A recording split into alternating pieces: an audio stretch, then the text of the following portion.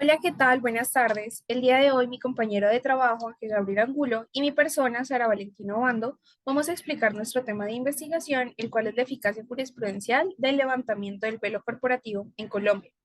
Principalmente vamos a señalar el objeto de la presente investigación, el cual va a ser establecer cómo la figura del levantamiento del pelo corporativo ha logrado desarrollarse en Colombia más allá de lo normativo y a partir de la jurisprudencia, y cómo ese instrumento a partir de ella resulta eficaz para la desestimación de la personalidad jurídica de las sociedades anónimas. Esta investigación es en virtud del desconocimiento que existe por parte de los acreedores de estas sociedades y por quienes se ven afectados por el aprovechamiento de los beneficios que la sociedad genera. Bueno, para explicar entonces esto, vamos a desarrollar la explicación de cómo han surgido las sociedades, la configuración de la personalidad jurídica, en donde aparecen las sociedades anónimas y cómo da pie a que se origine la figura proyectada, el cual es levantamiento del velo corporativo, o como veremos más adelante, teoría de disregard. Bueno, principalmente vamos a establecer el contexto jurídico colombiano en el cual suscitan las sociedades. En Colombia, bajo la necesidad de proteger a quienes desean trabajar conjuntamente, obtener utilidades, distribuirlas entre ellos, a quienes desean trabajar en equipo, se logró implementar una figura que emerge de esta necesidad de protegerlos y que va a regular todos los aspectos necesarios en cuanto a su conformación, requisitos, de validez, de existencia y demás situaciones fácticas que dan pie a que ésta se origine. Junto a ello, se constituyen las sociedades. Entonces, a partir de ello, legislativamente se configuran dos clasificaciones de sociedades. Sociedades en atendimiento a las personas que la conforman y sociedades en atendimiento a las acciones que forman parte de la misma, es decir, al dinero que hay en la sociedad. Y a partir de ello se va a otorgar plenitud de efectos jurídicos, plenitud de derechos, que va a generar que sea eficaz la consagración de las figuras de las sociedades. En este orden de ideas se va a entender que la sociedad va a ser un contrato en el que más de un individuo ponen en común acuerdo la organización de una actividad económica que genere utilidades para todos. Junto a ello, se va a entender que en el Código de Comercio colombiano, la sociedad por excelencia es la sociedad anónima. Esta es una sociedad por acciones, es decir, que no importan las personas que están dentro, lo que importa es el dinero que hay dentro de ellas y cómo ésta actúa y responde por la sociedad. La sociedad anónima, entonces, en disposición a lo que dice el Código de Comercio colombiano, va a ser aquella que es conformada por un fondo social de capitales suministrado por no menos de 5 accionistas que presentan responsabilidad limitada hasta el monto de sus aportes. De esta forma, la sociedad anónima se va a identificar con una personalidad jurídica diferente a la que es conformada por quienes están dentro de ella, es decir, los socios no van a representar a la sociedad anónima, sino que todos estos conjuntos van a consagrar una persona jurídica diferente que se va a consagrar como un ente autónomo que es sujeto de derechos, sujeto de obligaciones y quien va a dar la cara ante la sociedad para responder ante acreedores, responder ante deudores y responder ante todo sujeto que necesite que éste se presente y se asigne su respectiva colaboración como sus funciones. Ahora bien, el reconocimiento de esta personalidad jurídica genera que ésta, como ente pues único, genere beneficios claramente a los accionistas, porque ellos pues no van a responder con su patrimonio, sino que su responsabilidad va hasta lo que está dentro de la sociedad y quien va a poner la cara va a ser la persona jurídica. Este es el beneficio que genera. Sin embargo,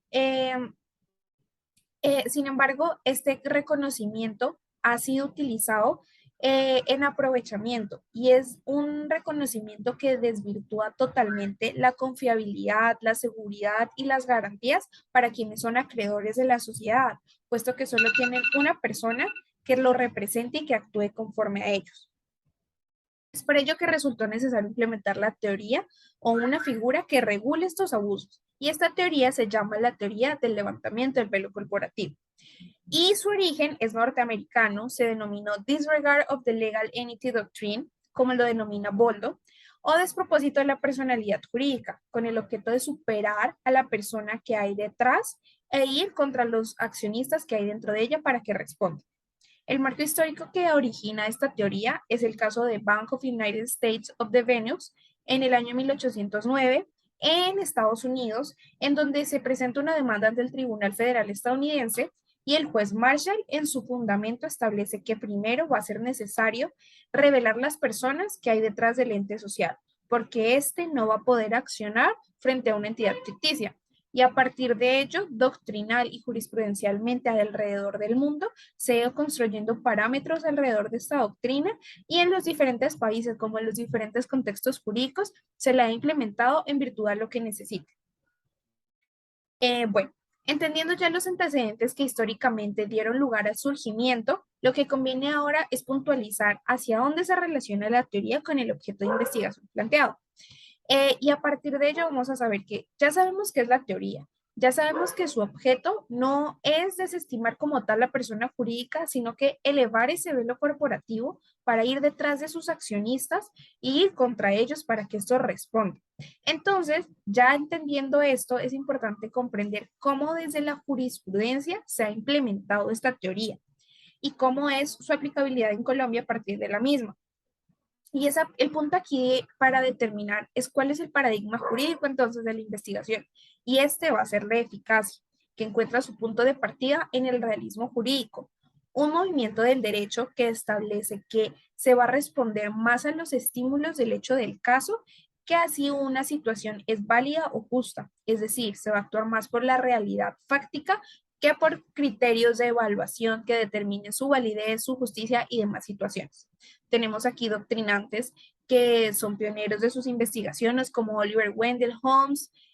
Carl Lewin y demás, que pueden ser y nos han servido de fuente primaria para desarrollar nuestra investigación. Por tal motivo, este paradigma señalado va a otorgar factores de interpretación para el desarrollo de nuestra investigación porque suscitan la forma en cómo la realidad de todos los jueces estos han logrado desmantelar las personas jurídicas, cómo han logrado permitir que desde la realidad implementar los hechos y cómo a partir de lo que suscita en el contexto comercial y mercantil, ellos han implementado la teoría. Por ello, es precedente determinar cuál es la tesis principal de nuestra investigación, la cual es qué tan efectivo ha sido el desarrollo jurisprudencial del levantamiento del velo corporativo y cómo a partir de la realidad los jueces han logrado implementarlo. Ok, entonces, siguiendo con el interrogante que propuso anteriormente mi amiga Valentina, de qué tan efectivo ha sido el desarrollo jurisprudencial y el levantamiento del velo corporativo en Colombia, nos vamos a encontrar que, como ya ha venido mencionado anteriormente, el estudio entonces va a estar centrado en la eficacia del desarrollo de la teoría en el ordenamiento de nosotros, el colombiano. Por ello, entonces, se va a introducir la principal apreciación jurídica que tuvo y posterior a esto, pues vamos a ver cómo jurisprudencialmente se ha podido evidenciar. Para tener esto presente y en cuenta, vamos a tener que hacer un análisis que va a ser sobre el derecho positivo.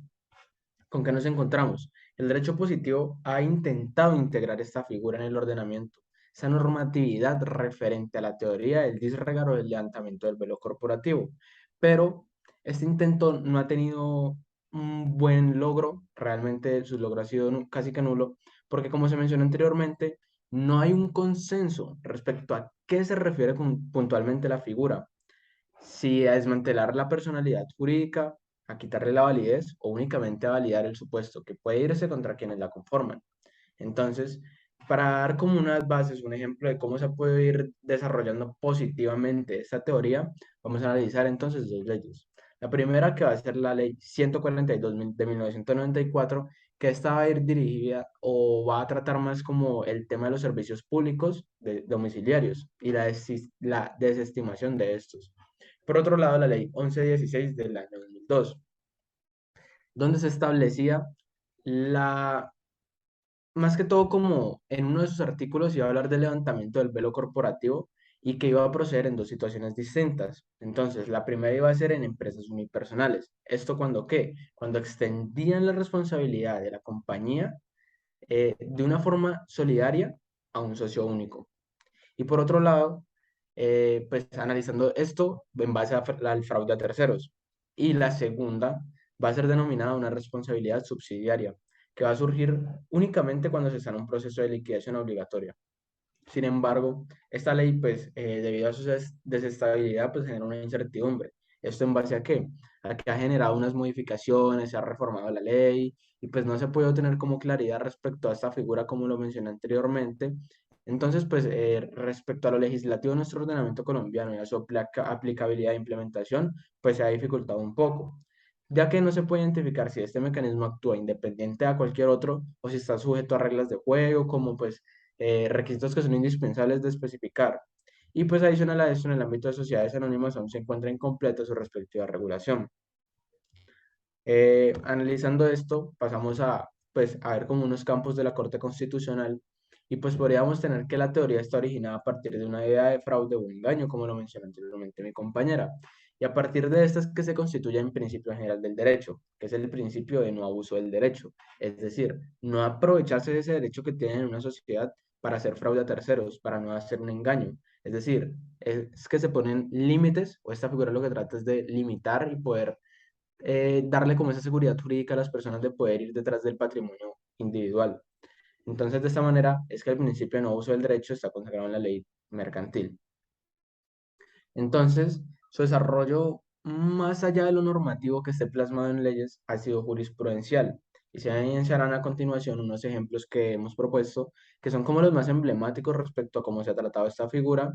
Y en principio tenemos la Corte Constitucional, que la Corte Constitucional en la sentencia C-674 de 1998 hace referencia, entre otras cosas, a la personalidad jurídica. Esta correspondiendo a instituciones y mecanismos a los cuales se puede apelar la ley con el objeto de castigar las desviaciones patológicas que se dan, que van a afectar el funcionamiento de actividad principal de las personas jurídicas. En este caso, ¿por qué lo va a tocar? Porque claramente, basándose en ese funcionamiento de las personas jurídicas, es que se basan en ese derecho que tienen y pues esas pocas limitaciones para poder hacer un abuso del derecho. La sentencia T-014 de 1999 es donde se va a decidir, pues, por medio de esta sentencia, en unos casos de materia laboral, cómo se puede imponer una responsabilidad solidaria a los accionistas de, pues, prácticamente de una sociedad por el pasivo insoluto de la compañía hacia todos los trabajadores en su liquidación. Es decir, que van a tratar el patrimonio de todos los que están siendo parte de esa sociedad para poder darle unos beneficios a sus trabajadores. En la sentencia SU 1023 del 2001, vamos a hablar también de un caso de responsabilidad laboral, pero este caso va a ser encaminado a la materia pensional. Entonces, la Corte Constitucional lo que va a hacer es buscar hacer un análisis pues más como de las bases de la figura. Entonces, aquí fue que profirió una decisión que iba a hacer que los accionistas dentro de la sociedad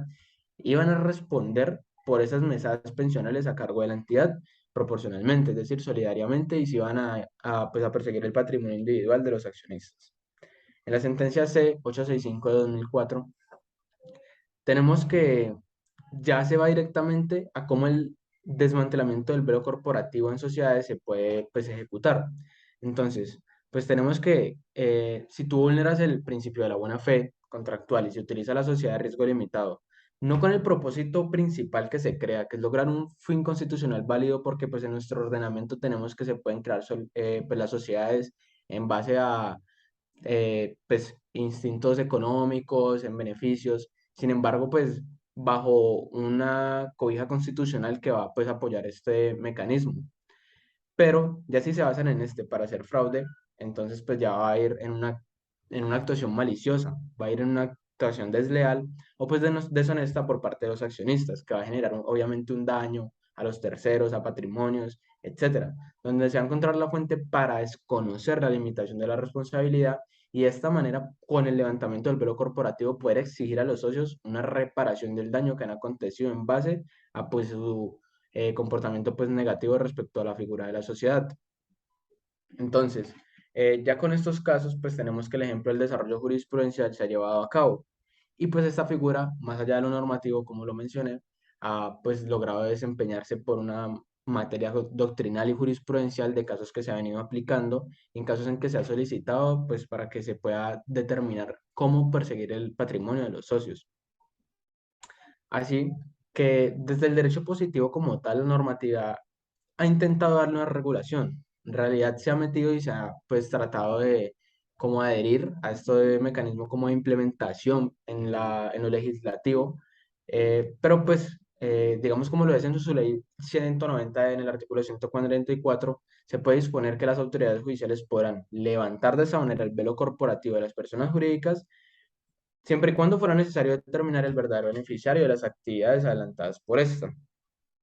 Entonces, bajo fallos judiciales se puede lograr que se desestime esta personalidad jurídica para ir como tal por quienes están detrás de esta sociedad y esta personalidad jurídica que los está cubriendo. Y se deja pues a discreción judicial la posibilidad de implementarlo. Entonces la ley pues se ha dado al transcurso del tiempo pues unas diversas prerrogativas para establecer así la responsabilidad limitada de los accionistas en las sociedades de capital, pues para determinar que no es de una manera absoluta. Sin embargo, ha dejado por fuera supuestos como lo puede ser la responsabilidad fiscal en materia de derechos tributarios y responsabilidades estatales que la sociedad pudiese contraer. Así que con todo lo abordado anteriormente y la profundización respecto a la figura del disregard, podemos entonces obtener que esta figura del levantamiento del velo corporativo se ha abordado en un campo más allá que normativo, en un campo jurisprudencial. Más allá de seguir pues, estos preceptos normativos, se ha generado que va a ir en protección a estos principios constitucionales y de esa manera pues garantizar como una eficacia de su implementación. Si bien tenemos pues en nuestra actualidad tenemos normatividad que aborda esta teoría, pues tenemos que gracias a poco consenso va a generar una incertidumbre respecto a las modificaciones y cosas que se pueden hacer respecto pues, a esta teoría. De manera que ella podrá continuar fortaleciendo su eficacia desde la protección de principios que son susceptibles a vulneración en hechos fácticos de la realidad proyectada. Sin embargo, aún se necesita más amplitud para que su aplicabilidad y funcionamiento resulten más concretos. Muchas gracias.